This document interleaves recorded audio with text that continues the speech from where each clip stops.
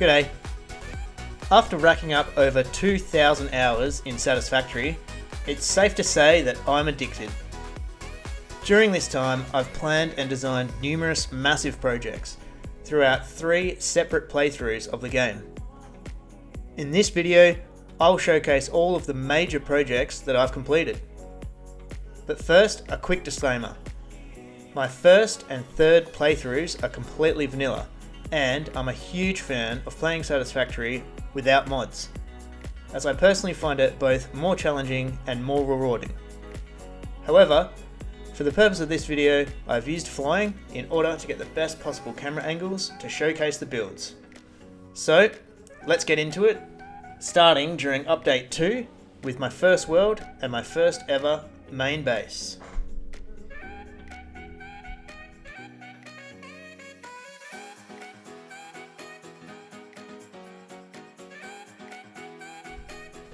After about 100 hours of gameplay, my OCD kicked in and I realised that my messy starter base was just simply unacceptable. So, after many design attempts and countless rebuilds, I settled on this giant 4-pillar design. The concept was simple: transport all the resources I need from the world to the main base, then up the 4 main pillars into the factory floors for production, then whenever I ran out of room, add more floors. This worked quite well, and I managed to automate every item in the game within this factory. And then, Update 3 dropped. With the addition of pipes, liquids, and hypertubes, just to name a few, it broke everything, to the point where most people with large late game factories simply started again. For me, it was a hard decision, but I chose to keep my factory and just rebuild everything that was broken. Besides, the hypertubes were the perfect solution for getting from the ground to the top, where previously I had to slowly climb a ladder. And I ended up making an awesome hypertube network which supported the main hub area and allowed transport to everywhere within.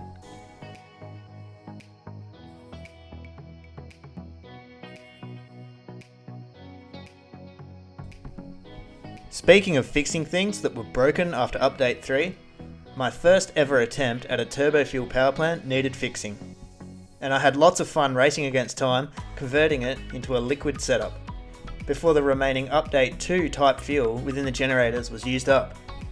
This was extra challenging as I was only just learning how pumps work and the game's fluid dynamics at the same time. It was a great feeling of relief and accomplishment when I finally had it all sorted out.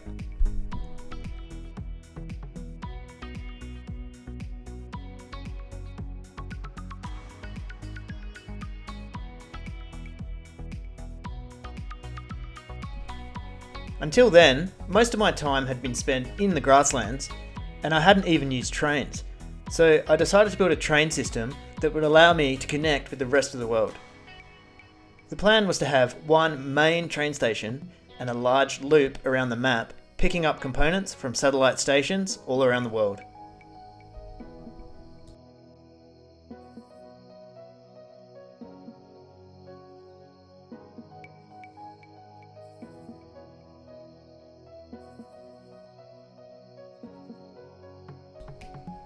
It wasn't long before I needed more power, and I built my first nuclear setup.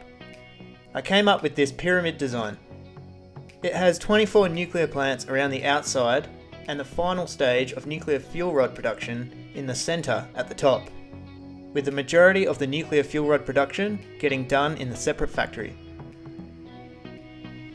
The nuclear plants require a vast amount of water to run. As such, I built a decent sized water extraction farm in the nearby ocean, and a 24 pipe water bus to bring it all over. In case you're wondering why I didn't build the nuclear plant closer to the ocean, well, that's because I laid it all out during Update 2. You know, before liquids existed.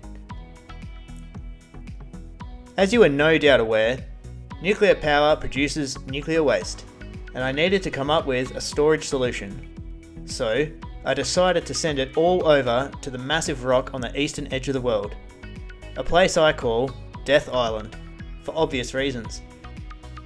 This island using over 1,200 industrial containers, is able to store an insane amount of nuclear waste, and it is built in a manner in which it can be expanded, if that ever became necessary.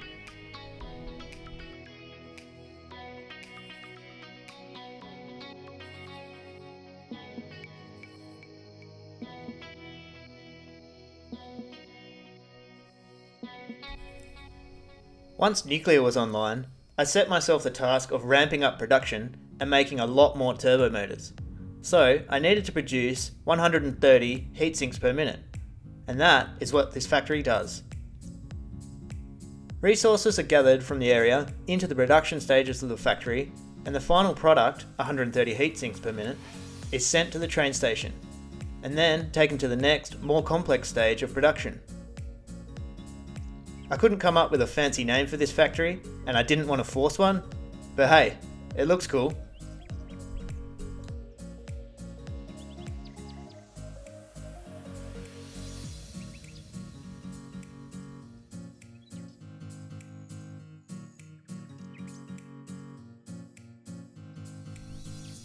It was finally time to conquer the desert, and I wanted to try do something unique. So, this is the factory design I came up with. It's actually 4 independent factories, all joined by a central logistics hub. The 4 different components that these factories make are crystal oscillators, motors, computers, and radio control units. All of these components are sent to the desert train station and then transported back to the main base to make turbo motors. One of my favourite things about this project was the extensive use of trucks to bring resources from the desert, and it has a 2-level truck station on the northern side. It was also during this project that a friend of mine, Fry, had started helping me quite a lot, to the point where we decided to start a brand new world together. Except this time, Fry had convinced me to try using mods. I agreed to use mods under one condition: go big or go home. And so began my second playthrough.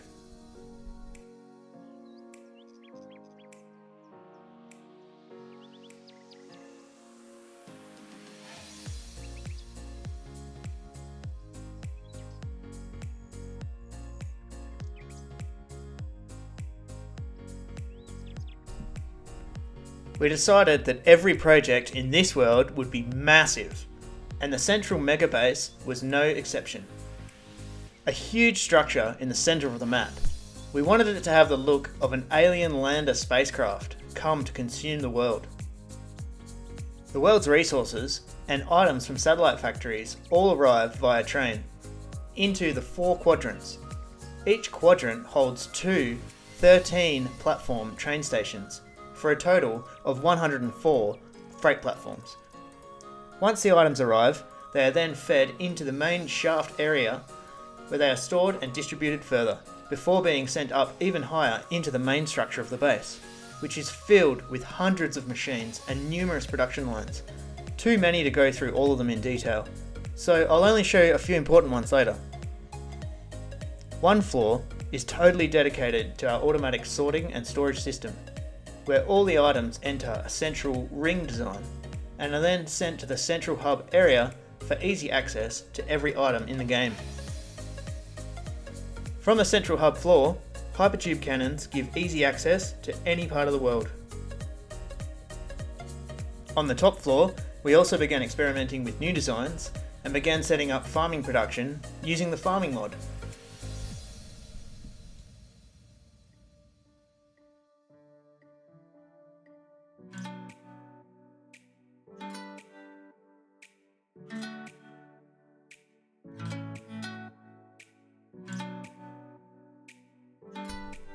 The Iron Maiden was our very first mega project that we completed in this world. The plan for this factory was to consume all the iron nodes in the grasslands and produce as many iron ingots as possible. Using the pure recipe in refineries, that turns out to be just over 20,000 per minute. The planning and logistics for this project was fun and challenging, especially considering the amount of water and pipes needed. So we opted for a basic building design as to not overcomplicate things. When it was finally up and running, we celebrated by painting the walls, to add a bit of flavour. Quick mention before I move on, some of the iron ingots were sent over to a nearby steel factory to combine with all the coal in the grasslands to make steel ingots.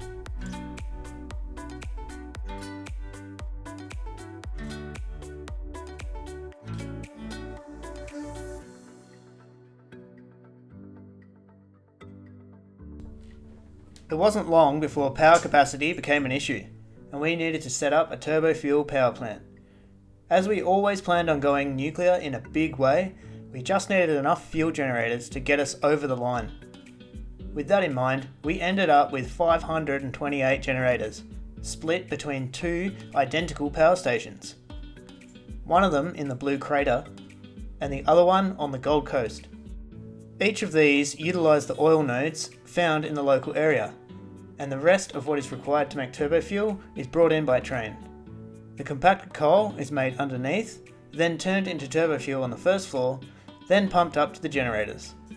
The only difference between the two is, the one in the Blue Crater has a packaged fuel factory off to the side. Overall, this project was reasonably simple and very effective.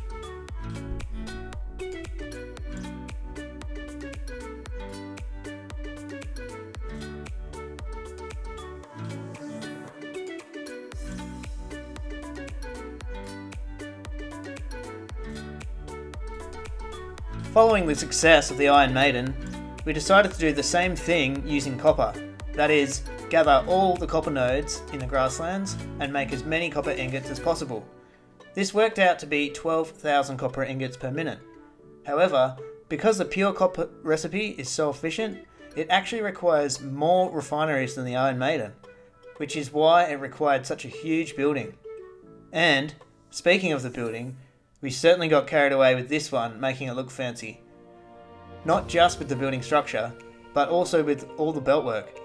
I chose to run the belts down the side and underneath for no reason other than making it look cool. But in the end, this project turned out great, and we wouldn't be needing any more copper ingots for a long time.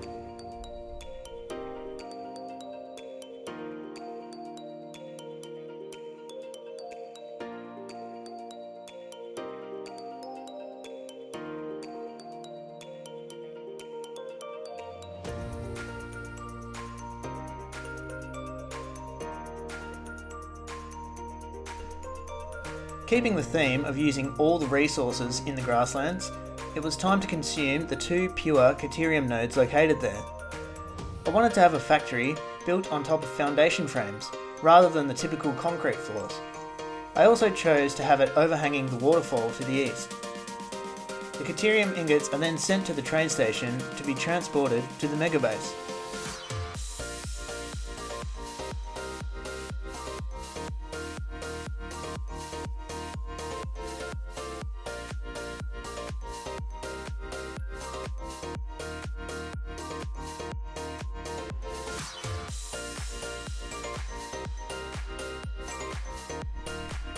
The purpose of this project is to transport vast amounts of packaged water into the megabase, and then, upon the water being used in production, transport the empty containers back again to repeat the cycle. Instead of just having a big square factory, I decided to set up modular packaging towers. Each tower has two refineries and an enclosed water extractor. This project was a lot of work for just water, but in the end, we decided it would be less of a headache than dealing with pipes and pumps to get the water all the way up to the top of the megabase.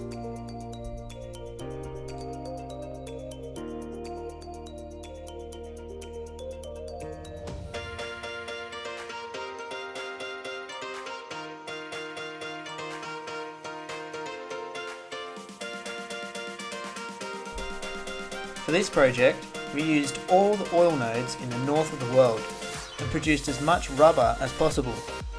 Since we were going to be dealing with oil in the ocean, we decided to have a crack at making an offshore oil rig design.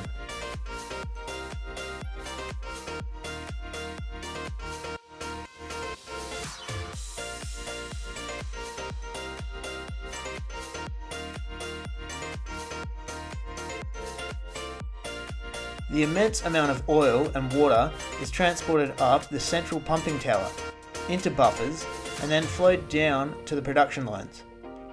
It's hard to say which took more effort, the designing and building of the structure with extensive use of the Micromanager mod, or the factory production lines that deal with all the oil and water to make the rubber. But for anyone who has ever had exposure to the oil tripling schematic, you'll know just how much is involved in turning 300 oil into 900 rubber. And this oil rig does that schematic 9 times.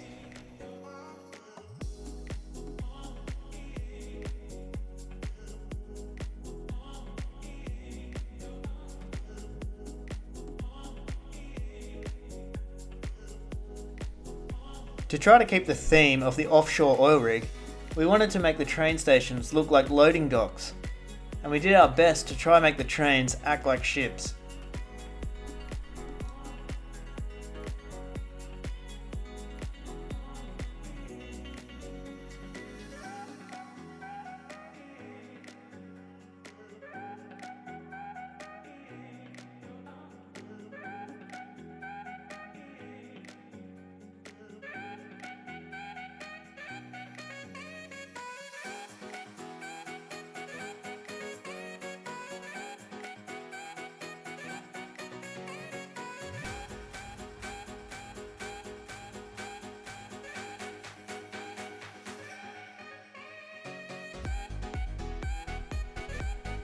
This epic factory gathers all the bauxite in the world to make as many aluminium sheets as we could.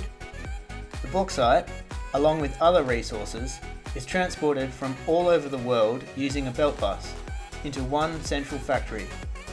Hundreds of machines plus a decent sized water farm are used to refine the bauxite into alumina solution, and then finally the aluminium sheets, which are loaded onto the train and sent to the megabase. Bearing in mind, this was made during update 3 when the recipes were different, and there was a few less bauxite nodes on the map. We didn't even have the Mark II pipes. We ended up making 2,280 sheets per minute.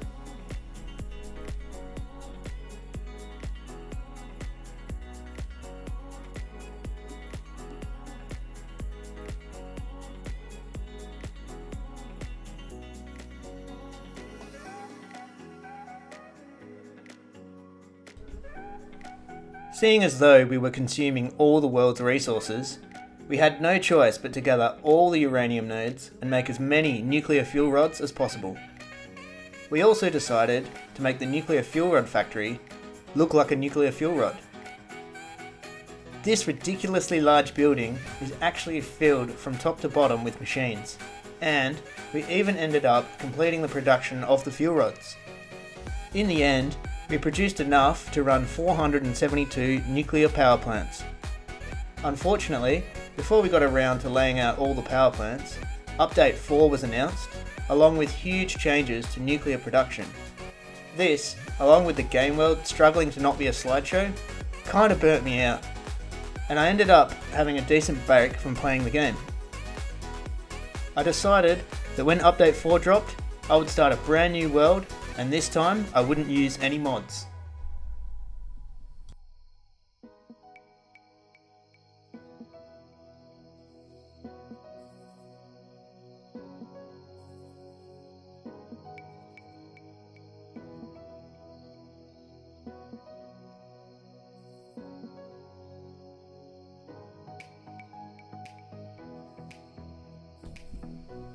At the time of making this video, this is the world I am currently working on. So, as you can see, the main base is nowhere near complete, and I'm not even entirely sure how this structure will evolve over time. The main goal for this playthrough is to produce 100 turbo motors per minute, and to also finish project assembly and get that sweet golden coffee cup.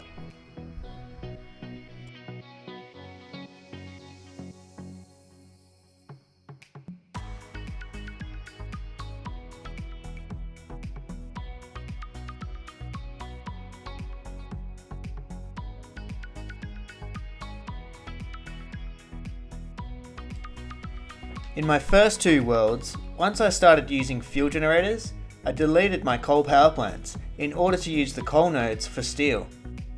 However, for this playthrough, I've decided to keep them. These two structures hold 80 coal power plants each. The only difference between the two is, one is more fancy, and it has hypertube cannons on the roof.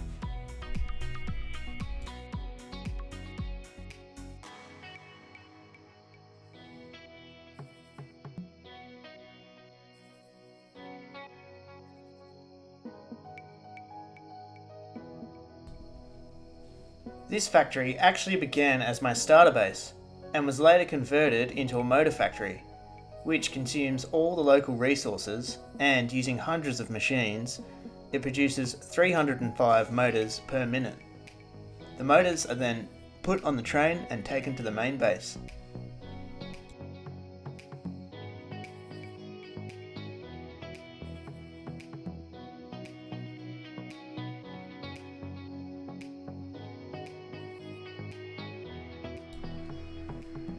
Laying down 400 generators in vanilla is not a small task, so thanks again to the guys that came in and helped me out with this one. I even recorded a time lapse of us doing it. The biggest part of this project was actually producing the turbo fuel to run them. It took a while to troubleshoot this system because the pipes wanted to be jerks, but in the end we got it up and running.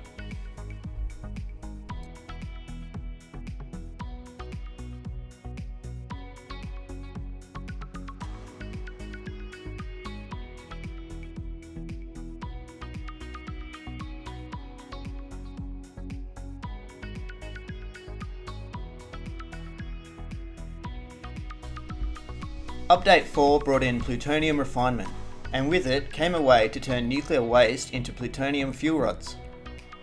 Once you have plutonium fuel rods, you can choose to use them to run more nuclear plants, or you can send them to the crushing machine. Using this method, we are able to have 70 nuclear plants up and running with no nuclear waste. If we do decide to use the plutonium to run more nuclear plants, we're making enough to run another 120. The amount of resources and machines required to get this done is crazy, and I decided to lay the factories out flat to help give an idea of how much is involved. The logistics and train hub for this build doubles as a power storage bank, which holds 2,400 storage units.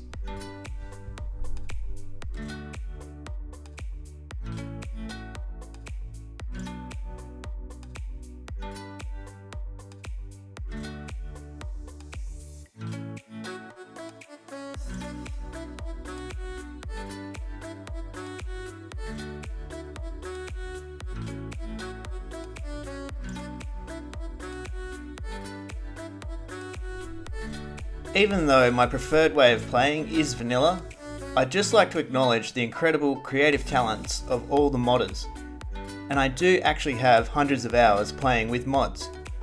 Also, when I'm done with this current world, my next playthrough will potentially be modded.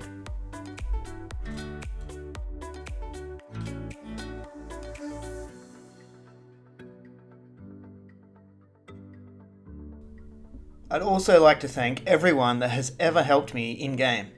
You know who you are.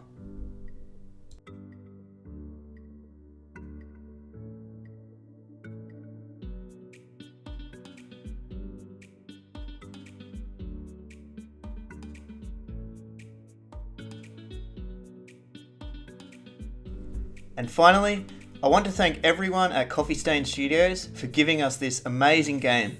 And thanks to Jace and Snut for helping to create the best online community I've ever experienced.